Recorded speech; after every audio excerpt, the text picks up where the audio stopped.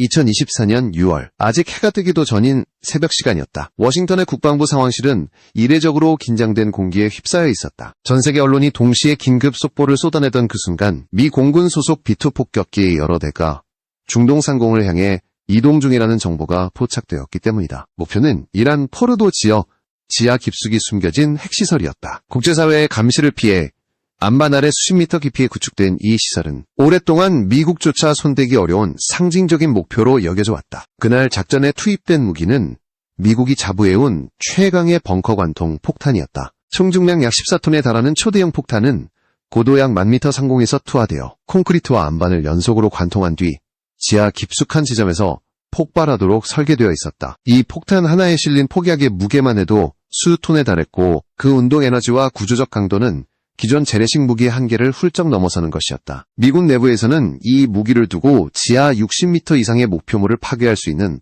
사실상 유일한 수단이라고 평가해왔다. 상황실의 대형 스크린에는 위성 영상이 실시간으로 표시되고 있었다. 사막 한가운데 위치한 목표 지역 상공으로 폭격기들이 접근했고 잠시 후 순차적으로 폭탄이 투하되기 시작했다. 거대한 폭탄이 낙하하는 동안 화면은 잠시 흔들렸고 지하에서 발생한 연쇄적인 폭발 신호가 지진기에 잡혔다. 작전 종료 보고가 올라왔을 때 상황실 안에서는 박수가 터져나왔다. 이란의 핵 개발 의지를 꺾는 데 성공했다는 확신, 그리고 이 분야에서 미국이 여전히 절대적인 우위를 가지고 있다는 자부심이 동시에 확인되는 순간이었다. 이 작전을 지켜보던 미 국방부 관계자들 사이에서는 익숙한 확신이 다시 한번 굳어졌다. 지하 깊숙한 시설을 파괴할 수 있는 무기는 미국만이 만들 수 있다는 믿음이었다. 이 무기를 운용하려면 초대형 폭탄을 탑재할 수 있는 전략 폭격기가 필요하고 그 폭격기를 실전에서 운용할 수 있는 국가는 사실상 미국뿐이라는 인식이 지배적이었다. 수십 년에 걸쳐 축적된 기술, 막대한 예산, 그리고 실전 경험까지 모두 갖춘 나라는 미국 외에는 없다고 여겨졌다. 이런 분위기 속에서 미국 방산과 군사 전략의 핵심을 담당해온 전문가들은 벙커 관통 무기 분야를 절대 기술로 불렀다. 단순히 폭탄을 크게 만드는 문제가 아니라 항공기 운용, 관통체 설계, 고강도 재료 기술, 유도 정확도까지 모든 요소가 결합되어야 가능한 영역이기 때문이다. 특히 이 무기는 특정 국가의 핵심 지하 시설을 직접 겨냥할 수 있는 수단이었기에 기술적 우위는 곧 전략적 우위를 의미했다. 그러나 이 확신이 흔들리기 시작하는 데에는 그리 오랜 시간이 걸리지 않았다. 작전 성공의 여운이 채 가시기도 전인 몇 달 뒤 미국 국방부 내부로 한 통의 보고가 올라왔다. 보고서는 짧았지만 충격적인 내용을 담고 있었다. 동아시아의 한 동맹국이 미국의 대형 폭격기 없이도 지하 깊은 목표물을 파괴할 수 있는 새로운 형태의 무기를 공개했다는 것이었다. 처음 이 내용을 접한 사람들 대부분은 과장된 홍보이거나 기술적 오해라고 생각했다. 하지만 보고서에 첨부된 사진과 수치들은 쉽게 무시하기 어려운 수준이었다. 거대한 이동식 발사 차량 위에 실린 초대형 미사일, 그리고 그 미사일이 가진 속도와 탄두 중량에 대한 설명은 기존의 상식을 뒤흔들기에 충분했다. 특히 중동과 유럽 일부 국가들이 해당 무기에 관심을 보이며 문의를 넣고 있다는 정보가 더해지자 상황은 단순한 소문 차원을 넘어섰다. 그 순간부터 국방부 내부에서는 조용하지만 긴박한 논의가 시작되었다. 만약 그 정보가 사실이라면 지하 타격 무기 분야에서 미국이 독점해왔다고 믿어온 절대적 우위가 깨질 수 있다는 의미였기 때문이다. 더 이상 문제는 한 번의 성공적인 공습이 아니었다. 세계 군사 기술의 균형, 그리고 미국이 쌓아온 전략적 자산의 가치 자체가 도전받고 있다는 신호였다. 이때까지도 많은 사람들은 여전히 믿고 싶어 했다. 핵심 기술은 미국에 있고 다른 나라는 따라올 수 없다는 오래된 확신을 말이다. 그러나 그 확신은 곧 직접 확인해야 할 의문으로 바뀌기 시작했다. 그리고 그 의문의 중심에는 그동안 미국이 단순한 무기 수입국으로만 여겨왔던 한 나라의 이름이 떠오르고 있었다. 미국 국방부로 보고가 올라온 시점은 2024년 10월 초였다. 국군의 날 행사 직후 동아시아의 한 국가가 대외적으로 공개한 신형 전략 무기에 대한 정보가 각 부서로 빠르게 공유되고 있었다. 처음 보고서를 접한 실무자들은 고개를 갸웃했다. 행사장에 전시된 사진 한 장과 간략한 재원 설명만으로는 그것이 기존 질서를 뒤흔들 만큼의 의미를 갖는다고 보기 어려웠기 때문이다. 그러나 보고서 말미에 첨부된 문장이 분위기를 바꿔놓았다. 중동과 유럽 여러 국가에서 동시에 문의가 들어오고 있음. 국방부 무기수출통제부서와 정보분석부서는 즉각 상황을 재검토하기 시작했다. 해당 무기는 항공 투하형 폭탄이 아니라 지상에서 발사되는 탄도 기반 무기라는 점이 가장 먼저 눈에 띄었다. 대형 폭격기 없이도 운용 가능하다는 의미였다. 이 점 하나만으로도 기존 벙커 관통 무기의 전제 조건이 흔들리고 있었다. 미국이 수십 년간 유지해온 전략은 초대형 폭탄과 이를 운반할 수 있는 항공 전력의 결합을 핵심으로 삼아왔기 때문이다. 보고서에 기재된 사진에는 초대형 이동식 발사 차량이 담겨 있었다. 18륜 구조의 거대한 차량 위에 세워진 미사일은 외형만으로도 기존 전술 미사일과는 차원이 달랐다. 분석관들은 차량 크기와 미사일 길이를 대입해 추정 중량을 계산했고 그 결과에 잠시 말을 잃었다. 탄두 중량이 기존 재래식 미사일의 수준을 훨씬 넘어설 가능성이 제기되었기 때문이다. 단순한 파괴용 탄두가 아니라 관통 자체를 목적으로 한 구조일 가능성이 높다는 결론이 나왔다. 특히 주목된 부분은 속도였다. 공개 자료에 명시된 최대 속도는 마하 10 수준으로 추정되었다. 이는 대기권 재진입 단계에서 초속 수킬로미터에 달하는 속도로 목표를 향해 수직에 가깝게 낙하한다는 의미였다. 이 속도에서 발생하는 운동 에너지는 폭약의 위력과 별개로도 엄청난 관통력을 만들어낸다. 미국이 항공 투하 방식으로 극대화해온 운동 에너지를 일무기는 미사일이라는 수단으로 구현하고 있다는 분석이 이어졌다. 국방부 내부 회의에서 처음으로 나온 반응은 회의적이었다. 탄도미사일 방식으로는 정밀도가 떨어질 수밖에 없다는 것이 기존 상식이었기 때문이다. 지하시설을 파괴하려면 목표 지점과의 오차가 수미터 이내로 제한되어야 한다. 그러나 일반적인 탄도미사일의 오차 범위는 수십에서 수백 미터에 이른다. 속도가 빠를수록 유도는 더욱 어려워지고 고속 재진입 구간에서는 통신장애까지 발생한다는 점도 문제로 지적되었다. 그럼에도 불구하고 보고서에 포함된 한 문장은 이런 반론을 잠재웠다. 종말 단계 정밀 유도 적용. 오차 수미터 이내. 이 문장을 둘러싸고 회의실 안의 공기가 무거워졌다. 만약 이 내용이 사실이라면 단순한 개념 무기가 아니라 실전 배치를 염두에 둔 체계라는 의미였다. 더구나 해당 국가가 이 무기를 자국 전용으로 제한하면서도 파생형에 대해 수출 가능성을 시사했다는 정보까지 더해지자 문제는 군사기술을 넘어 외교와 방산시장의 영역으로 확장되었다. 중동과 유럽 국가들이 관심을 보인 이유는 명확했다. 지하 깊은 지휘시설과 벙커는 이제 어느 지역에서나 핵심 방어수단으로 자리 잡고 있었고 이를 무력화할 수 있는 수단은 극히 제한적이었다. 기존에는 미국의 전략 폭격기에 의존할 수밖에 없었지만 지상발사 방식의 대안이 등장한다면 선택지는 완전히 달라진다. 비용, 운용 위험, 정치적 부담까지 모두 줄어들 수 있기 때문이다. 이 시점에서 미국 국방부는 결론을 내렸다. 더 이상 책상 위 분석만으로 판단할 수 있는 사안이 아니라는 것이었다. 해당 무기의 실체를 직접 확인해야 했다. 단순한 홍보인지 아니면 실제로 미국의 벙커 관통 능력을 위협할 새로운 기준인지 판단해야 했다. 결국 한 명의 베테랑 전문가에게 임무가 주어졌다. 수십 년간 지하시설 타격 무기만을 연구해온 인물. 미국 벙커 관통 기술의 산증인이라 불리던 그가 직접 현장을 확인하라는 지시를 받은 것이다. 그는 이 임무를 대수롭지 않게 받아들였다. 항공 전력 없이 벙커를 뚫겠다는 발상은 그가 보기에 과장에 가깝다고 느껴졌기 때문이다. 그러나 그 판단은 곧 그의 경력 전체를 뒤흔들 질문으로 바뀌게 된다. 정말로 폭격기 없는 벙커버스터가 가능한 것인가? 라는 질문이었다. 대전에 위치한 연구시설을 처음 마주했을 때 그는 솔직히 큰 기대를 하지 않았다. 미국의 방대한 국방연구단지와 비교하면 규모는 훨씬 작아 보였고 외형만 놓고 보면 평범한 과학연구기관과 크게 다르지 않아 보였다. 그러나 정문을 통과하자 분위기는 달라졌다. 출입 통제는 엄격했고 건물 곳곳에는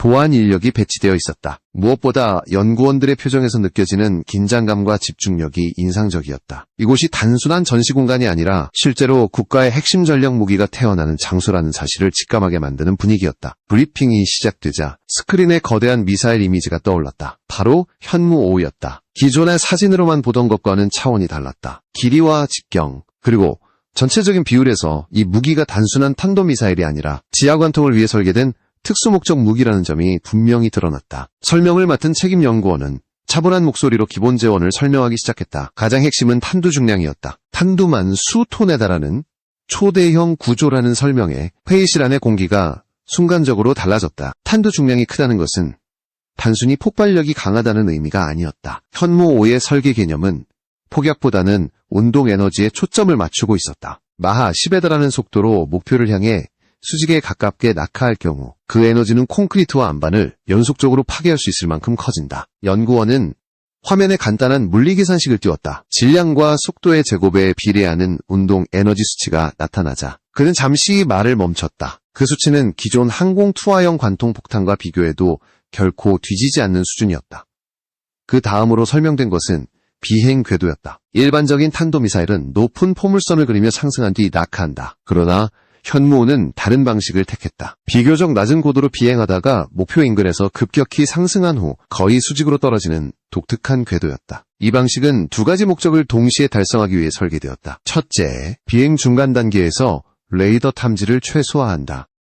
둘째, 종말 단계에서 최대 속도를 확보해 관통력을 극대화한다. 정밀도에 대한 질문이 이어졌다. 고속 재진입 구간에서는 플라즈마가 형성되어 유도 신호가 차단되는 현상이 발생한다는 것은 잘 알려진 사실이었다. 미국을 포함한 여러 국가가 극초음속 무기 개발에서 이 문제로 어려움을 겪어왔다. 이에 대해 연구원은 짧지만 단호하게 답했다. 종말 단계에서도 유도가 가능하도록 설계되었고 오차는 수미터 이내로 관리된다는 설명이었다. 회의실 안에서는 낮은 탄성이 흘러나왔다. 이는 단순한 이론이 아니라 장기간의 실험과 검증을 거친 결과라는 점이 강조되었다. 이어 공개된 자료는 이동식 발사 차량에 대한 것이었다. 18륜 구조의 초대형 차량은 단순한 운반수단이 아니라 현무 5체계의 핵심 요소였다.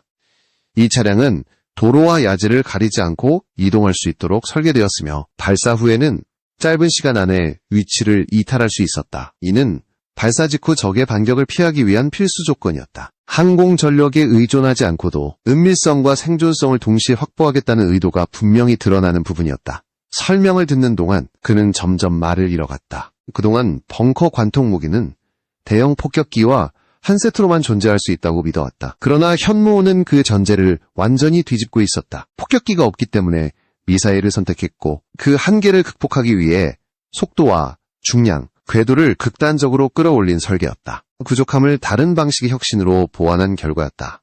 브리핑이 끝나갈 무렵 마지막 슬라이드에는 간단한 문장이 떠올랐다. 지하 100m 이상 관통 가능. 이 문장은 그에게 단순한 숫자가 아니었다. 미국이 수십 년 동안 구축해온 지하시설 방어 개념 자체가 재검토될 수 있음을 의미하는 수치였다. 이 순간 그는 깨닫기 시작했다. 이 무기는 과장이 아니라 진지하게 계산되고 준비된 결과물이라는 사실을 말이다. 비교는 피할 수 없었다. 현무 5라는 무기를 이해하기 위해서는 미국이 수십 년간 절대 기준으로 삼아온 벙커 관통 무기와 나란히 놓고 볼 수밖에 없었기 때문이다. 그 기준점이 바로 GBU-57이었다. 미국이 개발한 이 초대형 관통 폭탄은 지하 깊숙한 목표물을 파괴하기 위한 재래식 무기의 정점으로 평가되어 왔다. 현무 5가 등장하기 전까지 이 영역에서 GBU-57을 대체할 수 있는 무기는 사실상 존재하지 않았다. 가장 먼저 비교되는 요소는 운용 방식이었다. GBU-57은 항공 투하형 무기다. 고고도에서 투하되어 자유 낙하하면서 중력 가속으로 속도를 얻는다. 이 과정에서 최대의 운동 에너지를 확보하기 위해 고도와 투하 조건이 매우 중요하다. 이를 위해서는 대형 폭격기가 필수적이다. 반면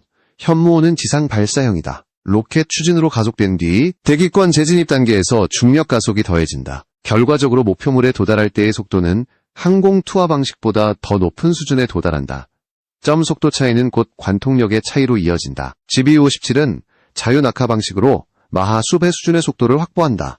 이 속도와 탄두 구조를 결합해 지하 수십 미터의 콘크리트와 안반을 관통하도록 설계되었다. 현무호는 마하 10에 근접한 속도로 거의 수직에 가깝게 낙하한다. 같은 질량이라면 속도가 2배가 될 때 운동 에너지는 4배로 증가한다. 이 단순한 물리법칙은 왜 현무 5가 상대적으로 더 깊은 관통 능력을 기대할 수 있는지를 설명해준다. 탄두 구조에서도 차이가 드러난다. GBU-57은 폭약과 관통체의 균형을 중시한 설계다. 관통 후 지하에서 폭발의 내부 구조를 붕괴시키는 것이 핵심 개념이다. 반면 현무호는 폭약보다는 질량과 강성에 더 큰 비중을 둔 구조다. 즉, 폭발 이전 단계에서 이미 목표 구조를 물리적으로 파괴하는 데 초점을 맞추고 있다. 이 접근 방식은 폭발 반경보다는 정확한 타격과 깊은 관통을 요구하는 현대 지하시설에 더 적합하다는 평가를 받는다. 정밀도 역시 중요한 비교 항목이다. GBU-57은 정밀 유도 폭탄으로 고고도에서 투하되지만 항공기의 위치와 유도 시스템을 통해 높은 정확도를 유지한다. 다만 항공기가 목표 상공까지 접근해야 한다는 전제 조건이 따른다. 현무5는 탄도 기반 무기임에도 불구하고 종말 단계에서 정밀 유도를 적용해 오차를 수미터 이내로 억제하는 것을 목표로 한다. 고속 재진입 환경에서 이 정도의 정밀도를 유지한다는 점은 기술적으로 매우 도전적인 영역이다. 생존성과 운용 리스크 측면에서도 대비가 된다. GBU-57은 폭격기가 적 방공망을 뚫고 목표 상공까지 접근해야 한다. 스텔스 성능이 있더라도 반복 운용 시 위험은 누적될 수밖에 없다. 반면 현무5는 이동식 발사 차량에서 발사된 뒤 짧은 시간 안에 발사 위치를 이탈한다. 발사 플랫폼 자체가 공격 범위에 오래 노출되지 않는 구조다. 이는 운용 인력과 자산의 생존성을 크게 높여준다. 이 모든 요소를 종합해보면 두 무기는 같은 목적을 지향하면서도 완전히 다른 철학에서 출발했음을 알 수 있다. GBU-57은 압도적인 항공전력을 기반으로 한 무기다. 현무5는 항공전력이 없는 상황에서 최적의 해법을 찾은 결과물이다. 어느 쪽이 절대적으로 우월하다고 단정하기보다는 서로 다른 조건에서 최적화된 해법이라고 보는 것이 더 정확하다. 그러나 한 가지 분명한 사실은 있다. 현무5의 등장은 벙커 관통 무기가 반드시 대형 폭격기에 의존해야 한다는 기존의 공식을 깨뜨렸다. 그리고 그 공식이 깨졌다는 사실 자체가 미국에게는 결코 가볍게 넘길 수 없는 변화라는 점이었다. 현무5가 전략적 충격을 안겼다면 그 파생 개념으로 공개된 KTSSM은 전술 차원에서 전혀 다른 종류의 긴장감을 만들어냈다. 이 무기는 외형만 보면 현무5에 비해 훨씬 작고 단순해 보였다. 길이와 직경, 전체 중량 모두 대형 전략 무기와는 비교할 수 없는 수준이었다. 그러나 이 무기가 가진 진짜 가치는 크기가 아니라 운용 개념과 정밀도에 있었다. KTSSM은 전술지대지 유도무기로 분류된다. 사거리는 수백 킬로미터 수준으로 제한되어 있고 탄두 중량 역시 전략 탄도 미사일에 비하면 훨씬 가볍다. 하지만 설계 목적은 분명했다. 전쟁 발발 초기에 적의 핵심 지휘시설, 장사정포, 갱도, 지하 벙커를 빠르고 정확하게 무력화하는 것이다. 특히 한반도 환경을 염두에 둔 설계라는 점이 이 무기의 모든 요소에 반영되어 있었다. 가장 먼저 눈에 띄는 특징은 정밀도였다. KTSSM은 5차 수미터 이내를 목표로 하는 유도 체계를 갖추고 있다. 이는 단순히 목표 지역을 타격하는 수준이 아니라 특정 벙커 입구나 지하시설 상부를 정확히 겨냥한다는 의미다. 이런 정밀도는 탄두 위력을 극대화하는 전제 조건이 된다. 같은 위력의 탄두라도 정확히 맞추면 훨씬 더 큰 효과를 낼 수 있기 때문이다. 그러나 KTSSM의 진짜 핵심은 단일 발사 능력이 아니었다. 시험장에서 공개된 개념은 두 발의 미사일을 극히 짧은 시간 간격으로 연속 발사해 동일한 지점을 타격하는 방식이었다. 첫 번째 미사일이 목표 구조물을 관통해 통로를 만들고 두 번째 미사일이 그 통로를 따라 들어가 더 깊은 곳에서 폭발하도록 설계된 개념이다. 이 방식은 단순한 반복 타격이 아니라 하나의 통합된 공격 시나리오에 가깝다. 이 개념이 현실화되기 위해서는 극도로 정교한 통제 기술이 필요하다. 첫 번째 미사일이 어디에 어떤 각도로 어느 정도 깊이로 관통했는지를 실시간에 가깝게 파악해야 한다. 그 데이터를 두 번째 미사일에 전달해 종말 단계에서 궤도를 미세하게 수정해야 하기 때문이다. 이 모든 과정은 불과 수십 초 안에 이루어져야 한다. 시간 지연이 발생하면 두 번째 미사일은 이미 계산된 궤도를 벗어나 목표를 놓치게 된다. 이 기술이 공개되자 참관단과 분석가들은 즉각 반응했다. 기존의 군사 개념에서 두 발의 미사일을 같은 구멍으로 집어넣는다는 발상은 이론적으로는 논의된 적이 있었지만 실제 구현 사례는 없었기 때문이다. 이유는 명확했다. 기술적 난이도가 지나치게 높고 비용 대비 효과를 확신하기 어려웠기 때문이다. 그러나 KTSSM은 이 불가능에 가까운 개념을 전술무기 수준에서 구현해냈다. 이 연속 발사 개념은 지하시설 방어 논리를 근본적으로 흔들었다. 기존 방어 개념은 한 번의 타격을 견디는데 초점을 맞추고 있었다. 두꺼운 콘크리트와 안반으로 첫 충격을 흡수하고 내부 구조로의 피해를 최소화하는 방식이다. 그러나 첫 타격으로 이미 구조가 약화된 상태에서 정확히 같은 지점으로 두 번째 타격이 들어온다면 이야기는 완전히 달라진다. 방어 측이 설계한 안전 여유는 의미를 잃게 된다. 또 하나 주목할 점은 이 기술이 수출 가능 무기에 적용되었다는 사실이었다. 현무5는 전략 무기로서 자국 전용으로 묶여있지만 KTSSM은 사거리와 재원을 조정해 외부에 제공할 수 있는 구조를 갖추고 있다. 이는 단순한 무기 판매 이상의 의미를 가진다. 지하시설을 정밀하게 무력화할 수 있는 능력이 특정 국가의 독점 자산이 아니라 선택 가능한 옵션으로 시장에 등장했다는 뜻이기 때문이다. 이 지점에서 많은 군사 전문가들은 질문을 던지기 시작했다. 만약 이런 전술 무기가 대량으로 배치된다면 기존의 지하방어 시설은 과연 얼마나 유효할 것인가? 깊이를 더 늘리는 것만으로는 답이 될 수 있을까? 아니면 지하시설이라는 개념 자체를 다시 정의해야 하는 시점에 온 것일까? KTSSM은 크지 않은 무기였지만 그 질문의 무게는 결코 가볍지 않았다. 이 지점에서 질문은 자연스럽게 하나로 모아진다. 왜 이 무기는 미국이 아니라 한국에서 나왔는가라는 질문이다. 기술의 절대량만 놓고 보면 미국은 여전히 세계 최강이다. 예산 규모, 연구 인력, 실험 인프라, 실전 경험까지 모든 면에서 다른 나라를 압도한다. 그럼에도 불구하고 벙커 관통이라는 특정 영역에서 전혀 다른 해법이 등장한 이유는 기술 격차가 아니라 조건의 차이에 있었다. 미국은 처음부터 선택지가 많았다. 전략 폭격기가 있었고 전 세계 어디든 도달할 수 있는 항공 전력이 있었으며 필요하다면 장시간 채공하며 여러 차례 공격을 가할 수 있었다. 이런 조건에서는 자연스럽게 항공 투하형 무기가 최적의 해법이 된다. 기존 체계를 활용하면서 성능을 점진적으로 끌어올리는 방식이 가장 효율적이기 때문이다. 반면 한국은 출발점부터 달랐다. 대형 전략 폭격기도 없었고 그것을 운용할 계획도 없었다. 선택지가 없는 상황에서 처음부터 다른 길을 찾을 수밖에 없었다.